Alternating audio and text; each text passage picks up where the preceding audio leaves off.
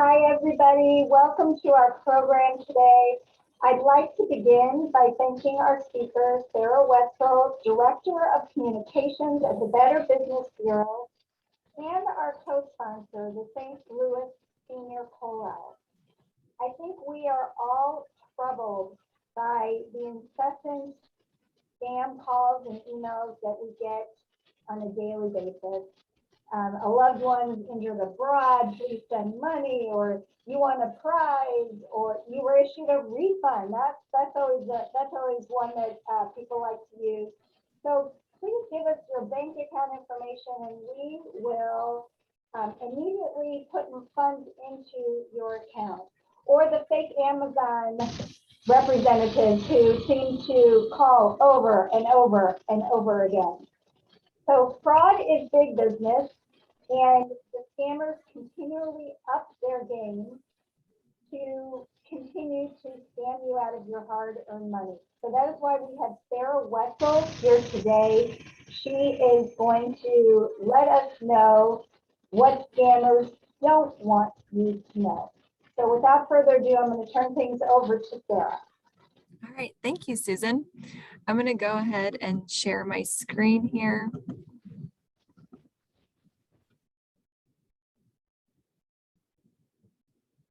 Let's see.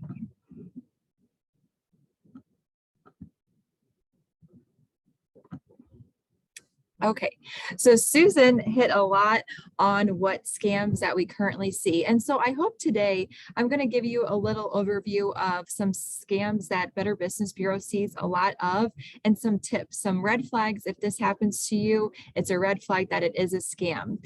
As Susan said, I'm the Director of Communications at your Better Business Bureau in St. Louis. Next year will be my 10-year anniversary, so I've been here for a long time. I'm really I love working for the Better Business Bureau. I love the mission. I love what they do for both consumers and businesses. And so I'm so happy to be here with you today. Our mission at the Better Business Bureau is to be the leader in advancing marketplace trust. We have a reputation for helping both consumers and businesses. We've been around since 1912, and your Better Business Bureau in St. Louis has been around since 1917. So we like to say that we're a 100-year-old company with a startup attitude. We love to stay current in what's happening, both technology-wise and just with scams and everything taking place in our marketplace. And so that's what I'm here to share with you today. Just a little bit about the Better Business Bureau before we get into the scams. There are a lot of free consumer services that you can take advantage of. Last year, we had 15.5 million instances of service, which we think is wonderful. That number keeps increasing year after year. And so we want you to see Better Business Bureau as a resource. The biggest tip we can give you is before you do business, before you give your personal information away, make sure you're doing your research as a consumer, and you can do that by coming to Better Business Bureau. We have business profiles on thousands of companies. You can come there and see letter grades. You can see how long a business has been in business. You can see what consumers are saying about them in the customer reviews. You can also see if they have any complaints against them. And the biggest thing is if they are responding to those complaints. We have a free dispute resolution department. That way, if you do have an issue with the business that you've had a transaction with, instead of having to hire an attorney or suing them, you can first start by just trying to file a complaint. We have a mediation department that will help you and the business work together to find a resolution. And this is free to both you and the business. Advertising review. If we want to have trust in the marketplace, we feel like we have to have somebody that's always looking at ads. If you ever receive anything in the mail and you feel like it's a scam or you feel like it's questionable, send it to the Better Business Bureau. If it's a business advertising something that you're not sure if it's true or not, send it to us. We will send it to them and ask them to substantiate what they're saying. If you feel like it's a scam, we'll look into that as well. And if so, we'll, and once again, get that out to consumers. Charity information. This is a really great program that we have as well. We have business profiles. We also have profiles on charities. So that way, if you're wanting to give to a charity, you're able to come and see what charities met our standards. We have 20 standards, and it just lets you know about how much money that they're actually giving to the project that they say that they're giving their money to. Another great thing is consumer e-news. You can come to our website and sign up for consumer e-newsletter. It's an email that you get once a week, and it just kind of lets you know what the Better Business Bureau has been doing, information that we found, and just some helpful tips. The next thing are investigations and warnings. We have a full-time investigator that's always looking into businesses that perhaps have a lot of complaints that aren't being answered. If so, then we'll issue a release on that company so consumers know to use caution if they're going to do business with that company. We also do a lot of research. We have an investigations team that puts out an in-depth study each quarter, and that is also to give you guys as consumers a lot of great information as well. We provide surveys to both consumers and businesses. This gives businesses a little bit of comfort, and whenever COVID first happened and it kind of rocked everybody's worlds, we sent surveys to consumers just asking them how they wanted to do business in this world of COVID. Did you want them to make sure that all of their employees were vaccinated? Did you want them to wear masks? And then we shared that with the businesses to let them know how you as consumers wanted to do business. There are scams targeting businesses as well. So we like to keep businesses up to date on that. And then our community outreach, that program is free as well. It allows me to talk to groups like yours. I go out to senior groups. I also talk to a lot of seniors and juniors in high school. I talk about ethics with them. So we do a lot of great things for our community, and I would be remiss to not talk about this before we get into everything. So if you ever have any questions about Better Business Bureau or how we can serve you, feel free to reach out to me. But now to get into the good stuff, the scam facts. So the Better Business Bureau also once a year produces a scam tracker risk report. And last year, we found that more scams than ever were perpetrated online, which makes complete sense. Because of COVID, so many of us have started doing even more business online. And so there's been an increase in online shopping, remote work, general online browsing. And so it's yielded the highest reported financial loss. The common contact methods of scammers to us as consumers are via websites, social media, email, and as always, the phone. So those are just some things for you to keep a watch on as you as a consumer are doing business. So I would like to report to you some common scams that we saw last year. The number one scam was the online purchase scams. And this scam has so many layers to it. Another thing that the Better Business Bureau does is we have TV spots on Channel 2. And actually today in the 11 o'clock hour, I talked about online scams, and one of them being the online boutiques for smaller retailers.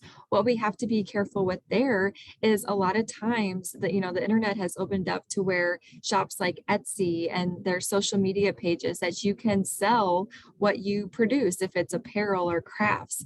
But we have to be mindful that a lot of those people that are selling those things are just one person. They don't have a lot of employees, and sometimes they get in over their head. They take in a lot of orders and they're not able to fulfill them. So that's one way. It's not necessarily a scam, but something that we have to be aware of that people are losing money on. Another thing is, the biggest thing is purchasing a product or a service where a transaction occurs on a website or other online means. But the issue is that you either never receive that product or you receive a product that's substantially different than what you ordered. A lot of times that item is significantly discounted. We all love a good deal, right? We love to save money, especially this day and age with gas prices so high and just everything rising in price. Whenever we see a good deal, we want to jump on it. But that is something that is a red flag. If you know and you've done your research and you see that, let's just say a computer is usually around $800, and you're seeing this computer for $300, let that be a red flag, because you never know what you're going to actually receive. Another thing that scammers like to do is they like to have lookalike websites. They'll take a Walmart, an Amazon, anything that is a well-known company, and they'll make a lookalike website and try to drive traffic to that website, have you order things, they get your financial information, they get your money, but they never send you a product. So it's very important that when you're purchasing something online, you're looking at the URL, you're making sure that one, that it's secured, but then also you're looking at every letter. M's and N's look very closely alike. And that's one thing that scammers like to do. They like to just change one letter, and some people don't catch it. So that's something to be aware of. And then, like I said, at the end of the day, usually you make a payment, but no product or service is delivered. And if it is delivered, it's counterfeit or poor quality. There's also a tracking number trick that scammers have tried, because they want you to believe that you are actually going to receive a product. So they'll even go as far as to send you a tracking number. And we've seen complaints where they've received a tracking number and it said it's delivered. Either it actually is never delivered, or some people will receive just a tiny piece of fabric. So they actually do send an envelope with something, but it's definitely not what they ordered. Another thing to be aware of on online purchase scams is free trial offers. We see this often, is that somebody sees something online that looks like a great deal, or maybe they're just going to tell you that you can try it. There's no cost, but there is a shipping cost, and it's $4.95 or some small amount. So you have no issues paying that amount. However, it's very important that anytime you give your financial information, you understand the small print, because what happens a lot of times then is they think they're just paying for a shipping fee, but they're actually signing up for a subscription, and their card continues to be charged. And then what happens is it's almost impossible to get a hold of that company to cancel or to try to get their money back. So be very careful when you're giving your personal information out. And then the riskiest sales category in online purchasing is pet and pet supplies. And especially during COVID, we saw this just skyrocket because we were all forced to be home. People thought this was a great time to get a pet, and scammers knew that. So they took advantage of this. It's just as simple as posting a picture online and saying that it's for sale when it's really not. And then COVID opened the doors to where they said that you couldn't actually come meet the pet because of COVID restrictions. And we're still seeing this as well, even though numbers, are ebbing and flowing. COVID is still an excuse that people are using as to why you can't come see the pet. So if you are going to purchase a pet online, ask them to FaceTime you, ask them to do a video call so you can actually see that the pet is real, because it's so easy to take an image online and say that you have this pet when you really don't. And we've seen people lose thousands and thousands of dollars on this. So some big tips for the online purchase scams, which I kind of touched on already, but is just always double checking the URL, making sure that letter by letter you are on the official site. Look for bad grammar. The majority of scammers, English is not their main language. And so their language may be a little bit off. If there's like a saying, they could have a different phrase or a different wording. If anything just seems off, trust your gut. And then finally, always making sure that that website is secure, making sure that it starts with HTTPS, that S means secure. And then depending on your web browser, sometimes in the URL, there's a little lock sign. It's either by the URL or in the lower right-hand corner. It's so important when you're making an online purchase to make sure that you're watching that. And then finally, always, if you're going to purchase something online, use a credit card. Credit cards give you an added layer of protection, and credit cards have actually really ramped up their fraud department. If you call them and let them know that you're disputing a charge and you feel like you've been part of a scam or fraudulent activity, they'll pass that on to their fraud department, and they'll actually look into it and try to get those people to catch them, whoever took advantage of you. So always try and pay by credit card if possible, because that way you have that added layer of protection. Another big one that we're seeing is cryptocurrency. Cryptocurrency is so big because it's a hot new trend in investing, but very little is known about it. They advertise it by saying that you can make a lot of money very quickly. But the problem is there's a lack of regulation and just overall consumer education. It's important to know that cryptocurrency operates outside of the traditional banking system. It is not FDIC insured. So any money that you put in there, you could very easily lose it. It's difficult to recoup if lost. It's essentially untraceable. And that's why scammers are turning to cryptocurrency. And so whenever they're calling you and asking for money or a payment, they'll ask for cryptocurrency because that way you send it to them and there's no way to trace it and there's no way to get your money back. If the scam that we're also seeing with the cryptocurrency is the investing scams. So somebody will reach out to you and say that you just have to invest a little bit of money, and you'll see so much in returns. However, they'll tell you that your profit is phenomenal, but then whenever you go try to take any of your funds out, they'll tell you that there's all these fees or that you need to invest more money. Anytime somebody's telling you that you need to invest more money just to get out any profit, that's a huge red flag. And we're not sure if you're going to be able to recoup that other money, but certainly don't put any more money into that. This was such a big scam last year. FTC reported losses of $750 million last year alone.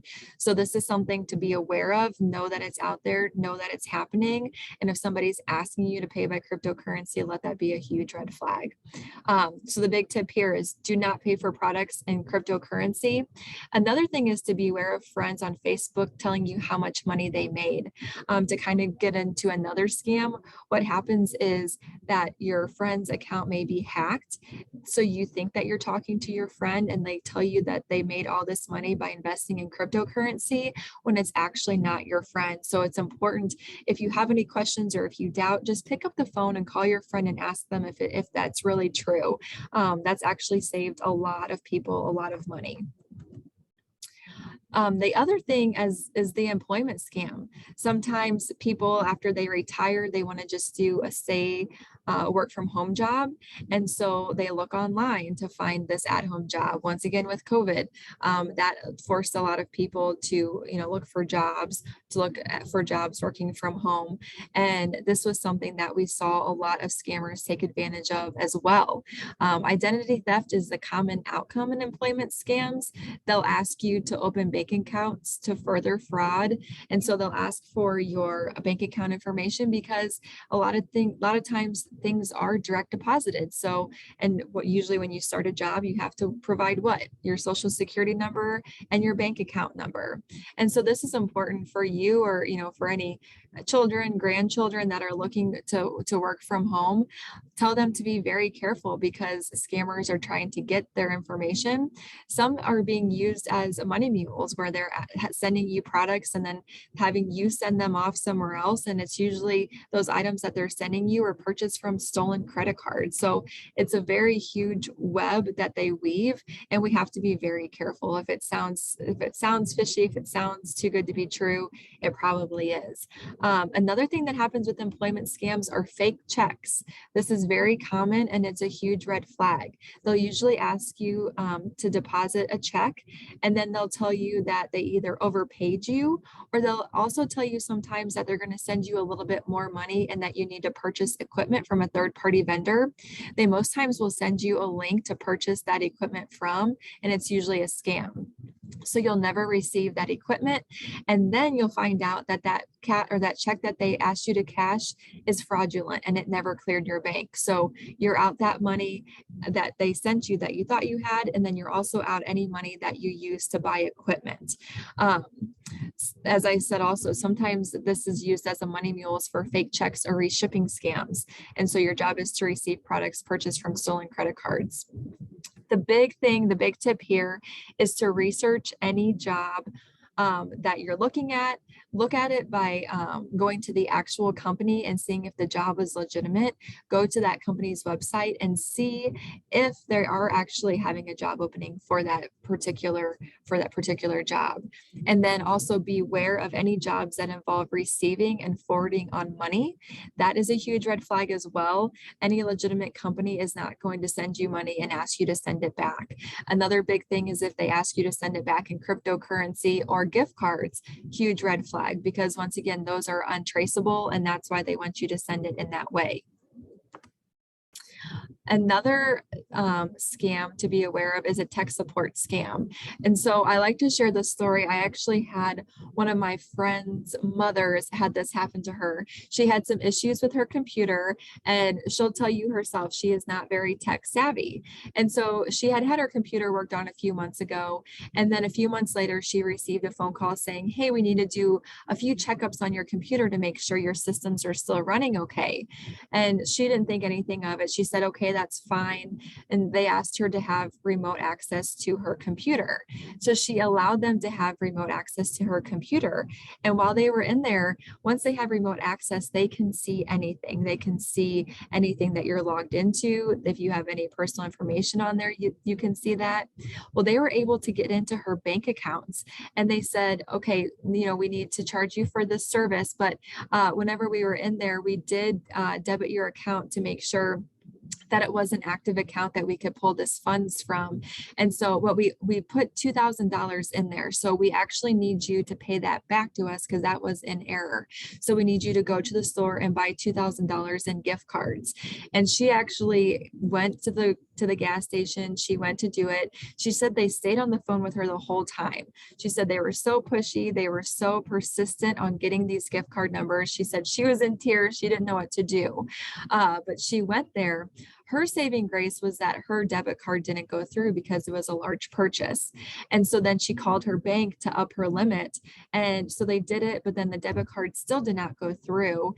And so then finally her bank called her because they saw that there was just a transfer of $2,000 from a savings account to a checking account, which they thought was odd. And so whenever she came into the bank and realized that, she realized those scammers had moved that money within her accounts for them to look like they deposited money, but they actually didn't. And so, like I said, she was saved from not actually purchasing those gift cards because of an issue with her debit card, but she would have been out $2,000. So that's kind of how the scam works. They call you, they email you. There may even be a pop-up on your computer telling you that your computer has a virus or that they need to check up on your computer. Like I said, they ask to have remote access, but you have to be so careful of this because they will have access to everything. And essentially your money is gone. They don't do anything to update your computer. So anytime you receive an unsolicited phone call and they're asking you for remote access to your computer, huge red flag. So the big tip here is do not act immediately, even though they will pressure you. They'll make it seem like you have to act immediately. And then finally, research the company and call on your time. If somebody calls you, ask them what company they're with, ask them for a phone number, get that information, and then do your research. See if it is a legitimate company, and then call the number that you find. Don't always call the number back that they give you because it will probably just lead you right back to them, the scammer. All right.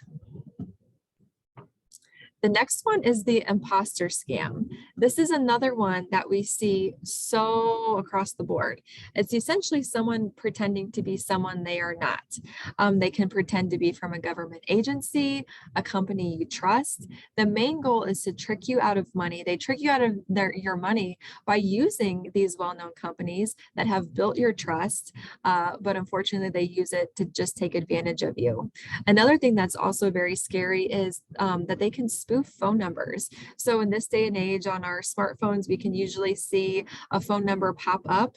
We can't even trust that because scammers are able to spoof that phone number to come across your phone to say whatever they want. They can have it say FBI, they can have it say Medicare, they can have it say Social Security or the IRS department. So we have to be very careful with that. They may even text you links leading to fake websites, and that'll eventually ask you for your personal information. And then another big thing is with emails, there's a lot of lookalike logos. So we need to really just resist the urge to act immediately, go straight to the source, and don't reply directly to the email or text. Whenever we did our BBB Scam Tracker risk report, these were the top 10 brands that were used for impersonation. And I think this is so important because I know I got a text the other day from Amazon saying that there was a suspicious purchase on my account. account. And so I went to my account and I didn't have any purchases, but there was a link there that they wanted me to click. I did not click it, but if it was somebody that, just was acting immediately like, oh shoot, I have a suspicious transaction, I don't want that money coming out of my account, they very well could have acted on it. So it's important to know Amazon was the #1 brand used for impersonation. Social Security was right behind it. Publishers Clearinghouse, PayPal, Medicare, Microsoft, Apple, Walmart, Cash Advance, and then Facebook. The biggest thing to do is to empower yourself as a consumer and know what scammers are doing and what they're using, so you do not get any funds taken from you from a scammer. Social media quizzes. This is something that kind of hit close to home because I know different times when I'm scanning on social media, a fun little quiz pops up or you see your friends answer questions and you're like, oh, this will be neat. You get to learn a little bit about them. You can have them learn a little bit more about you. It doesn't seem like it's an issue, but the intent is to collect personal information. And it's one of two things that could happen. One, if it's not one of those things where you actually click and it's powered from an actual data collection source, it could just be something that you enter. A lot of those questions are security questions for bank accounts, credit card accounts, insurance accounts, insurance policies. And so you have to be mindful if your social media is not private, if you do not have it, if you have a public account to where anybody can see this, scammers are there constantly looking for information on you to build a profile on you. And so any information that you're freely giving could be and could just help them create an account for you. And then that's whenever they could create another Facebook account for you. How many of us have gotten a Facebook request from a friend or a family member and you know for sure that you're already friends with them, but you get that another friend request? That's how that happened, because a scammer was able to collect enough information from them to produce a new profile to try to trick you. So we have to be very careful about, just putting any of that information out there. And if it's one of those quizzes that it's like, click here and we'll tell you which TV character you are most like, you have to be careful with that too, because you have no idea where that data is going and who's collecting it, who's getting their hands on your information. So like I said, it could lead to your accounts being hacked. And then even whenever accounts are hacked, they could be collecting information to impersonate you to friends. So a big tip here is to check your privacy settings on all social media accounts. Make sure that everything is set to private, and then also monitor your friend requests. Like I said, if you feel like you're already friends with them, go ahead and check it out. And if you get that second friend request, don't accept it and reach out to your friend to let them know that their account potentially may have been hacked and they need to change their password. The emergency or grandparent scam. This is something that we still see happening a lot, and it happens across the board, not necessarily just to grandparents, but it's usually a phone call, an email, a social media message from a loved one. Your loved one is telling you that they're in trouble, they need help immediately, there's been an accident or a medical emergency. They're very persuasive and they often can answer a lot of questions. Here too, whoever they're impersonating, they've been able to look at their social media accounts and collect enough information about them to answer just basic questions.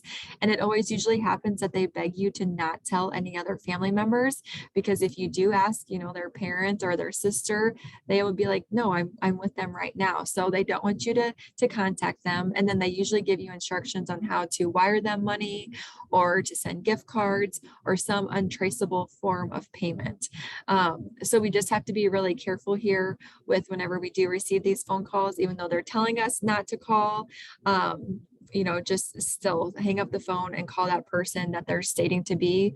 I think my favorite story was whenever I was giving a speech to a senior group, there was a gentleman that told me that he had gotten a call and it was supposedly from his grandson.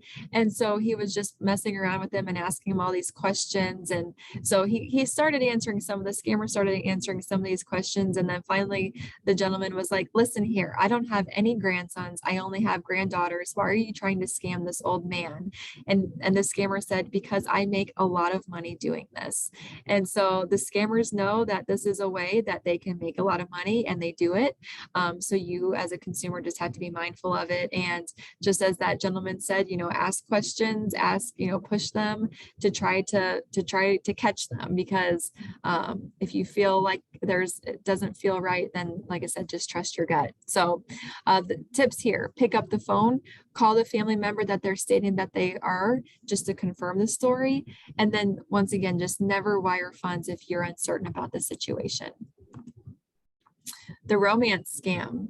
This is something that happens usually either with a fake profile on dating sites. A lot of times this happens through social media sites as well. Somebody could message you. I know I went through a divorce, and I really didn't have a lot of information on my profile saying I was single or not. But I all of a sudden started getting all these friend requests, all these messages, and they prey on people that they feel like are lonely, or that need, just a relationship, a friendship. A lot of times the pictures and the information are stolen from real accounts. These people often claim to be in the military or working overseas, and that's the reason why they tell you that they can never meet in person. They start building a relationship with you and your trust. They start quickly using terms of endearment, calling you honey, sweetie, all of this stuff. And then when things start getting serious, there's usually a family emergency, a health issue, or perhaps they tell you that they are wanting to come to visit you. And so they ask you for funds to either come visit you or funds to help with this emergency. But no matter the reason, the request is always the same. They need you to send money. If you do send that money, requests will continue. And if you continue to send the money, they're just going to keep talking to you. And sometimes if you send a larger amount, then the communication will just stop. So that's usually how the scam works. We actually had a local woman lose $300,000 to the romance scam. And she said too, she lost her husband. She was lonely. This person, it was a gentleman, reached out to her, and she felt like she was building a friendship, a relationship with them. And they just preyed on that relationship. And then she just kept sending them money. She said all of her friends and family were like, this doesn't sound right, stop doing it. But she was just so in the moment, and she didn't stop. And finally, after losing $300,000 and never meeting them, never having any physical meeting, she finally just gave up. But it's just a shame to hear those stories where people lose so much money. So tips here are asking specific questions about the pictures on their profile, and then also do a reverse image search on their photos to see if they are being used. If you copy that photo and paste it into Google or your internet search, you can see if it comes up on other things, and you could even potentially find the real person who they're using their picture for. So make sure that you're doing your research as well. And then charity scams. This is so unfortunate because whenever there's a natural disaster or a tragic event happens, so many people want to do the right thing. So many people want to give to the people that has been affected by this tragedy. But scammers also see this as an opportunity to take advantage and to try to get money. So you may receive an email, a call, a pop-up on your computer on how to give money, and it could be a fake charity. So you need to be careful, and you need to check their website. You need to ask questions and do your research. Even if it isn't a scam, it's important to know what kind of charity that you're giving your money to. It could potentially be a legitimate charity, but you need to find out how much of your money that you're giving to that charity is actually going to that cause. It's really crazy whenever you look, there's some that 90% of the money that you give is actually just staying within that charity for administrative fees, credit card costs, fundraising costs, things like that. And by coming to the Better Business Bureau, you can see the 20 standards that we have for charity accountability. That way you know where your money is going. Part of the standards is for charities to provide us their financials so we can see how much money is actually going to the cause that they're saying it's going to. So we kind of take the work out of it for you. And like I said, it's just really important to know, to do your research. And you can come to Better Business Bureau or you can go to give.org to ensure that the charity is legitimate and to find more information on that charity. So just some general tips of things that we've kind of gone over of what you can do to avoid being to avoid falling victim to a scam is never send money to anyone you haven't met face to face, especially if it's an unsolicited phone call, text, email, no matter how urgent it may sound. Whenever we talked about the imposter scams, a lot of times we see that, with the IRS, they'll say you have back taxes that you owe. If you don't owe this, if you don't pay this right now, you're going to be arrested. And the only way you can pay it is by paying in gift cards. They will try and push you. They'll try and scare you. But you just have to stay firm, ask questions, just ask for that callback number, and absolutely do not send any money to anyone that's just called you and you haven't actually called them. The other thing is don't click on links or open attachments in unsolicited texts or emails. That could very well lead you to a fake website to where you're going to enter information and they're just going to take your personal information, and then who knows what they'll do with it. Don't believe everything you read. Scammers are great at mimicking logos, seals, fonts. But as I said before, really read the text, or, if it's a website, read it. Look at the pictures. If the pictures are pixelated, if it's a website for a company, companies usually take pride in the pictures that they add. If there's pixelated photos that are not clear, that could be a red flag too, that it's a scammer's website. So take precautions when making online purchases. Don't shop on price alone. As I said, they can often advertise low prices, but it could be a scam. Make sure the site is secure and be careful with social media purchases. That's a lot of times too. I've seen something as I'm scrolling through, it looks like the Walmart logo, but it's not Walmart. And if you click on it, it is something that the price is significantly lower. And I've never obviously, clicked on it to purchase it, but once again, it sounded like a great deal. And I definitely was like, I wonder what that is. The other thing is be extremely cautious when dealing with anyone you've only met online. Once again, if you haven't met them in person, use extreme caution. Number 6 is never share personally identifiable information with someone who has contacted you, once again, unsolicited. That's the huge thing here, is if any unsolicited phone call, text, email, red flag is right away is a red flag. Don't be pressured to act immediately. And then whenever if you do make an online purchase, or if you are sending somebody money, use secure traceable transactions when making payments for goods or services. And once again, the credit card is a great option. If you're using Cash Apps such as Venmo, connect that to a credit card as well, because while Venmo may not be able to help you get your money back, if you've connected it to a credit card instead of your bank account or a debit card, you still have that added layer of protection on your credit card. Whenever possible, work with businesses that have proper identification, licensing, and insurance. Once again, Better Business Bureau is a great resource for that. You can come to bbb.org and check out that company. And then finally, just be cautious about what you share on social media. So just to take it back home, just always do your research. At the Better Business Bureau, bbb.org is a great resource. And then I also kind of like to end talking about Scam Tracker. Scam Tracker is a great tool that the Better Business Bureau has. If you go to bbb.org/scam tracker, you'll come to this site and you'll see this map of the United States. And these numbers are scams that have been reported in this area and then in the areas. And then as you see on the lower right-hand side, there's a plus or minus. Whenever you're on the website, you can zoom in to wherever you're located. And so this is zoomed in a little bit more towards St. Louis, and you can still see all the scams that have been reported locally. What's great about the BBB Scam Tracker is you can report a scam and you don't even have to lose money. If you feel like something just is a scam, you can enter this in so that other consumers can know and be aware of things that are happening in your area. But then also, like I said, you can report it yourself, but you can also see scams that other people have been reporting as well. So then you can click on to get a bit closer to where you're located. And then when you scroll down, you get a listing of the scams that people have entered, and you can actually click on them and see what people have reported. So I pulled this report just today. These are some reports of scams that people have reported. And as you can see, some have lost money, some have not. Online purchase, as I said, that's been the #1 complaint that we've received.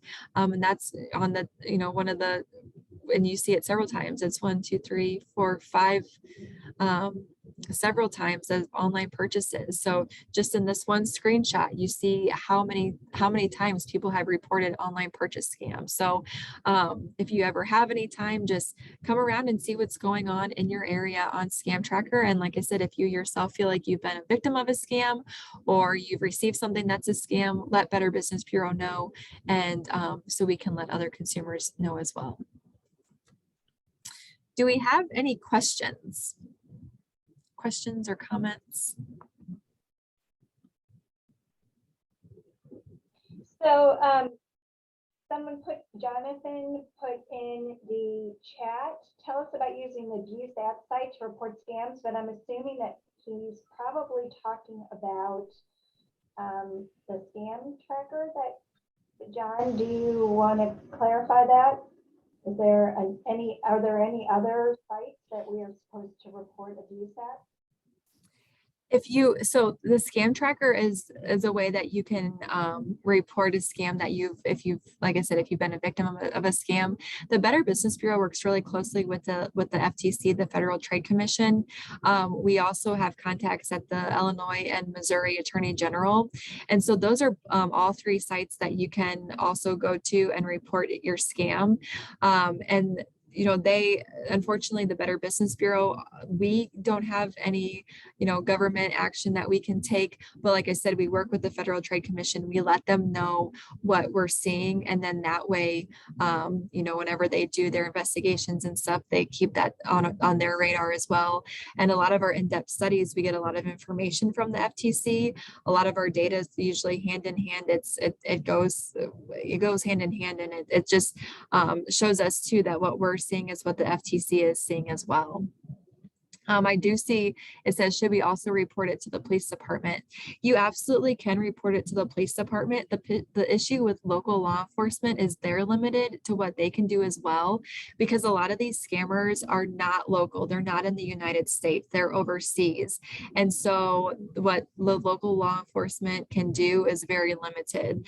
But that's where whenever, like I said, a lot of times the FTC, they'll have, big breakdowns on what they had an employment scam recently, that was going, I think it was out of India or something, and it was a call center, and they really cracked down on that, and they were able to shut that down. So that's a lot of times whenever, if something is going to happen, that's how it's going to happen. Your local law enforcement, unfortunately, is limited on what they can do. And then as far as stopping the phone numbers, other than block the numbers, blocking the numbers is a good option. Another thing is whenever we talk about text, unsolicited text, sometimes they'll say reply stop to end, to where you won't be receiving those anymore. But even that's kind of a trick. If you receive a text message and it's unsolicited, it's a scam, the best thing to do is, even if it does say stop, don't respond to it, because you can block that number and you can erase that message. But by replying stop, you're essentially letting the scammer know that it's a working number, and you may not get messages from that number anymore, but they'll just pass it on and you'll get a message from another number. So if you get a scam message, a text message, the best thing just to do is erase the message and block that number. Don't even respond saying stop. But then there's it's called Nomo Robo, NOMO, and then Robo. That's a website that you can go to and you can enter your phone number in. There's also a 1-800 number. I don't know if I have that on my next slide, or if not, I can, let's see, I can provide that number to Susan. And you're able to go and enter your number, or essentially just call the number and give your phone number to not come up on scam calls. But it's nearly impossible, I'll say, to have your number to where you're not receiving anything, unfortunately. So Shulamit has a question, if you want to unmute yourself. Thank you. Oh, you're muted. Wait, hang on.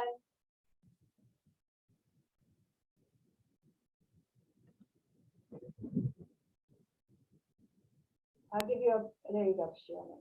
Oh, that's a new instruction I hadn't seen before. When I get these calls, it's very tempting to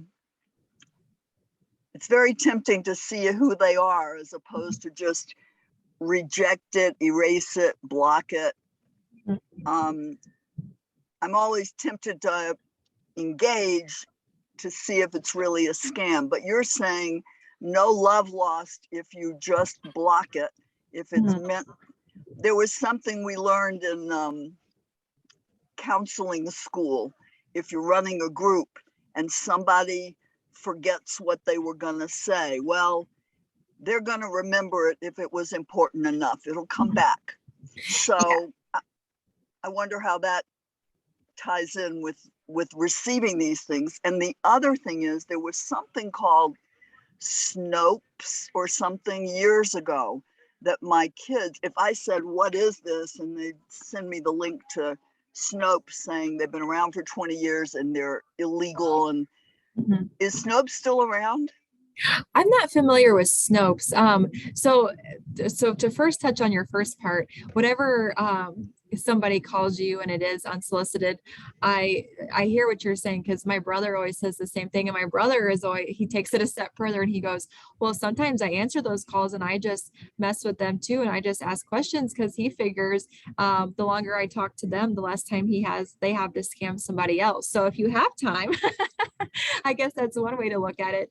But the other thing that I usually say too is that my theory is, if it's that important, if it's somebody that truly has something to tell you, they'll leave a voicemail. So if they don't leave a voicemail, to me that's like kind of like you said, no love lost. It wasn't that important.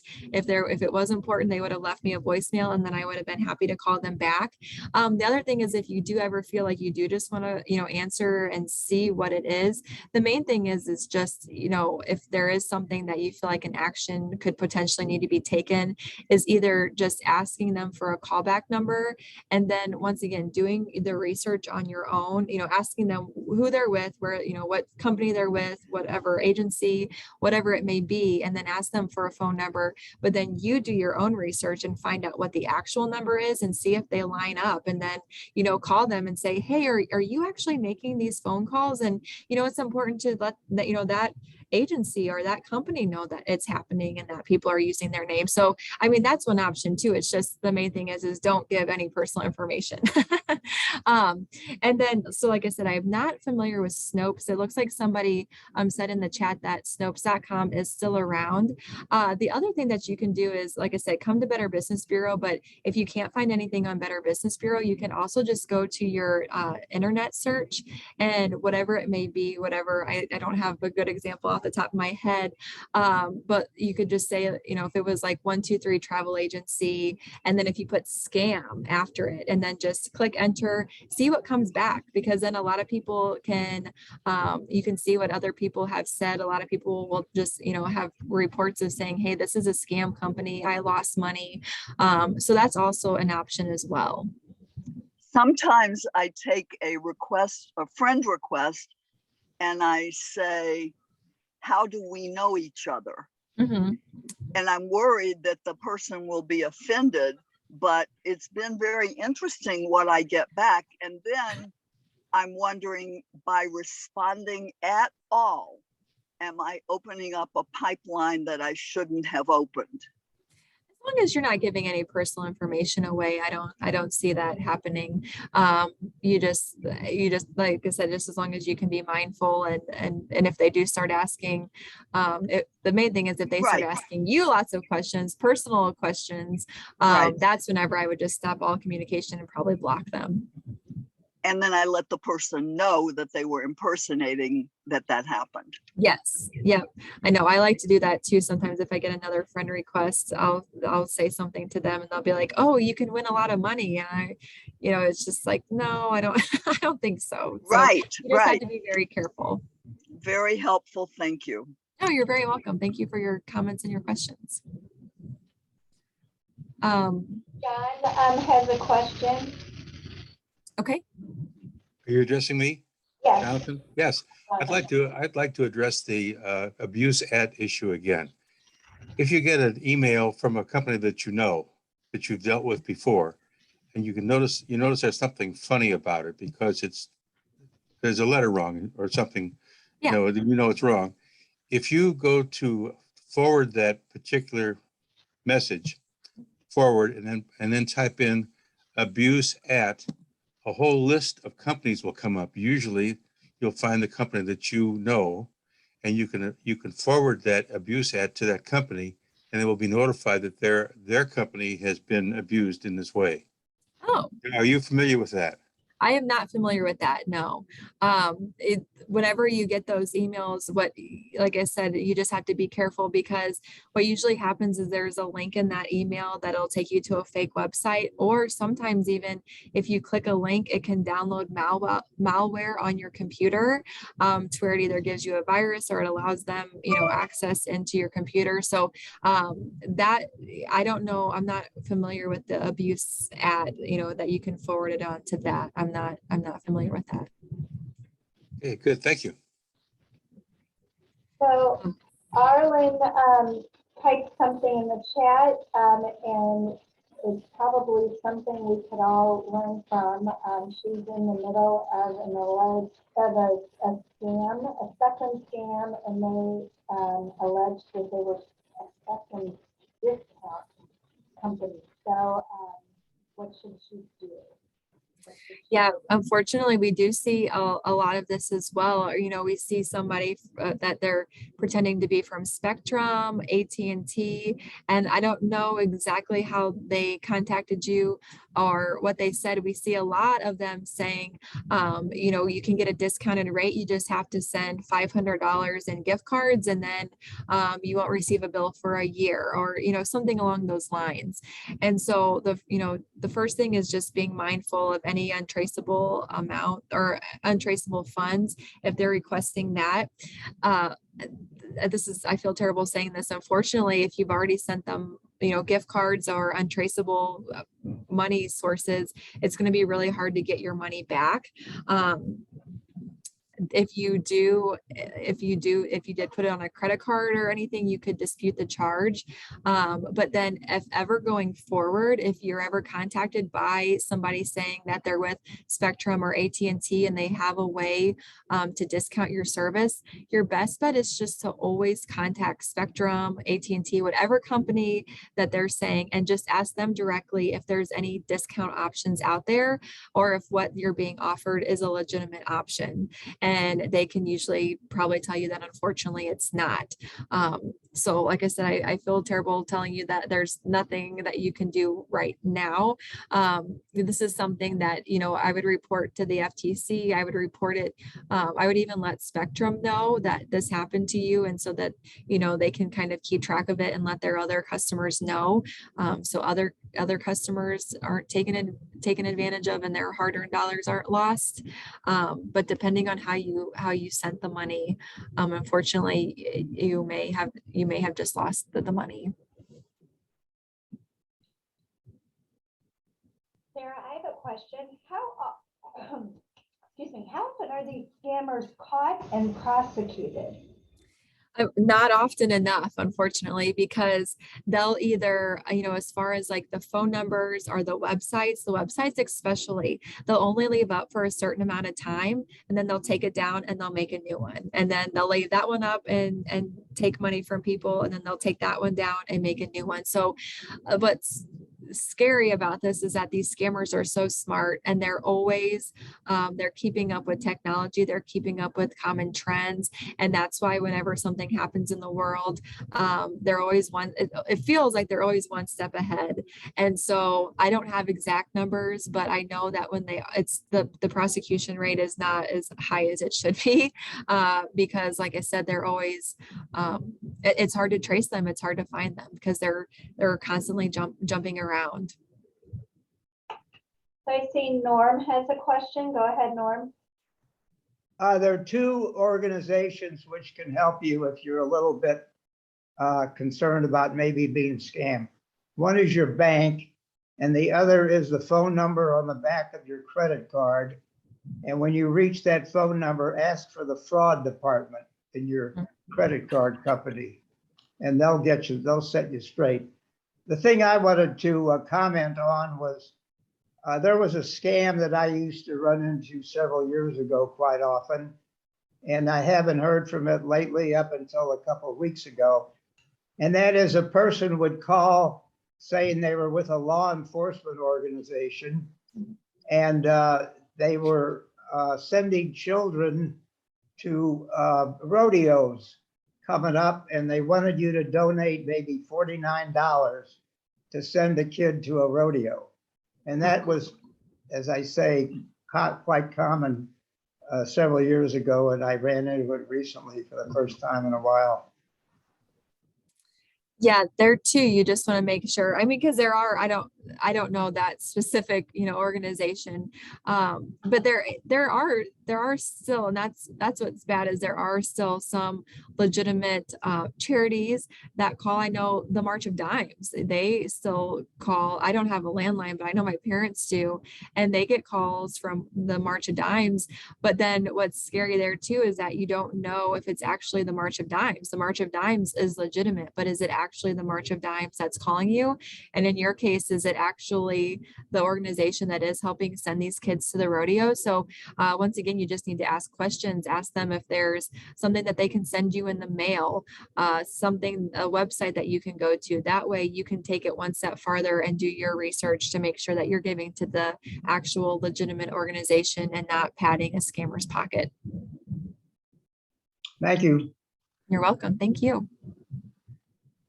Well, we only have a few minutes left. We might be able to take one more question or comment. Anyone have any final thoughts? I do. This is Michael. Hi, Michael. Sarah. Hi, how are you, Michael? I'm fine. I get about, between my wife and I, we get about 20 to 40 scam emails a day. And I'm linked into her account so that I can delete. And I usually delete from the list without opening. Yes. But every now and then it gets by me, maybe once or twice a month. So what I do is I click on the from address, and that shows the complete name of the sender. And most of the time there's 20, 30 characters. So I can tell that it's a scam and I'll just delete it from that. Yes. And my question would be, is there any way that I can get a virus just by doing that, clicking on, after opening up the email, clicking on the from address to get the full name of the addressee? Can that be linked to a virus? You primarily not by clicking on the email address. It's usually if there's a link within the email, Yeah, that's right. usually where the virus is embedded. So yeah, because I know even here at the Better Business Bureau, we receive things and our IT director is like, don't click on it, but you can forward it to me. That's not going to do anything. So it's just, if you click on the link that could potentially be in the email, that's where you're going to have troubles. But the email address, if you shouldn't have any issues with that. And Sarah, if you call me, you'll have to leave a voicemail. Yeah, I will. Because, I the practice problem, what I preach. Yeah, I the make sure problem is that when you're need to- expecting a call Mhm. and you don't know their number, so you have to answer the phone. And generally there's a delay of about 5 to 10 seconds, and it turns out to be somebody with an accent, so I just hang up. But Yes. I get a lot of scam phone calls and I just don't answer them anymore. Don't answer my phone. Yeah. Thank well, you. Michael, what I find is you don't have to click on the address.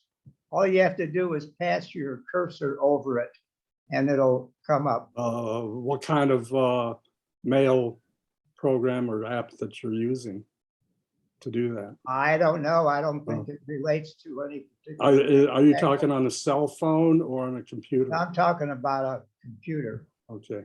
You just take your mouse, pass it over the address, and don't do any clicking, and it'll pop right up. Well, after we get off, I'll try that, because I've received 3 scam emails, 2 That from way you wouldn't CVS have to Pharmacy worry for a about- gift card and 1 CBD. about connecting. Thank you. Thank you, Michael. I just saw in the chat, if you put it on your MasterCard, I'm not sure if if that's a credit card. But if it is a credit card, it's definitely not going to hurt to call the number on the back or whatever bank that you're connected to, depending on if it's a debit card, because either way, I would contact the number on the back of the card, because if it is a debit card, you want to shut that down and get a new one, because if it was a scam, now the scammer has your information and they may use it to purchase other things. If it is a credit card, then the same thing, you'll want to shut it down, but then you could also dispute that charge and see what they're able to do for you. And even your bank, every bank's different. So that's why it's hard to comment on what banks do, but credit cards primarily always have, I think Norman said too, the fraud departments at the credit card companies have really ramped up, and they do a lot to help consumers. So I am aware of the time.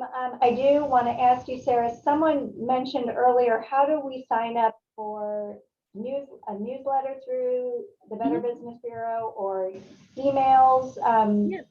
Is that something that you can give out right now? Yeah, so if you go to bbb.org and click on consumer services, there's an option there. Or if you want to write down on the screen now, I have the resources slide up. My email is down there. If you want to write that down, you can email me your email address and I will get it in our system. And like I said, it's we call it our consumer e-newsletter, and it goes out once a week.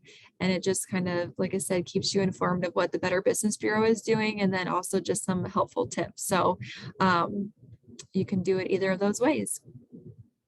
Fantastic. Thank you so much for being here. I learned a ton from your presentation today. What I also found so interesting is that you were talking about scammers using the internet to get your personal information and scam you, but that's also what we can use to look into some of these scammers themselves to figure out what is actually legit. So, so the internet can be a curse, but it can also be a huge blessing. Absolutely. Yes. So thank you so much for being here. This was a fantastic presentation. We hope you'll come back and speak with us again. All right. Thank you, Susan. And thank you everybody for joining and participating. Thank you, everyone. Bye-bye. Bye.